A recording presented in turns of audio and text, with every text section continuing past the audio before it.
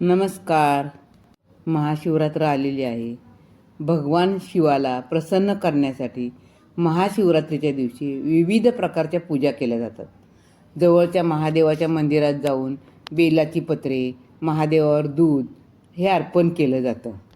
अशा विविध पूजा आणि महाशिवरात्रीच्या दिवशी जवळच्या मंदिरात जाऊन लोक करत असतात.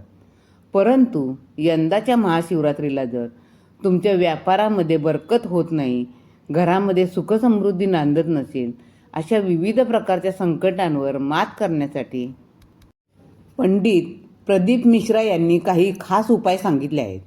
महाशिवरात्रीच्या दिवशी महादेवाची ही खास पूजा केल्यामुळे महादेव आपल्यावर प्रसन्न होतात. ज्यांच्या व्यापार आणि व्यवसायामध्ये अडथळे येत असतील त्यांनी हा उपाय जरूर करावा. एक धोत्र्याचं फूल घ्यायचं, हळदीचं पाणी करून त्यामध्ये हे धोत्र्याचं फूल बुडवायचं.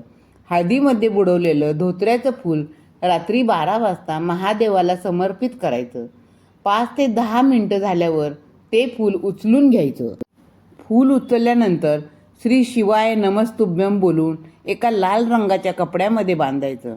लाल रंगाच्या कपड्यामध्ये बांधलेलं हे फूल ज्या ठिकाणी तुमचा व्यवसाय असेल त्या ठिकाणी ठेवून द्यायचे. हा उपाय तुम्ही या महाशिवरात्रीला करून बघा. नक्की तुमच्या व्यापारामध्ये बरकत आल्याशिवाय राहणार नाही. ओम नमः शिवाय.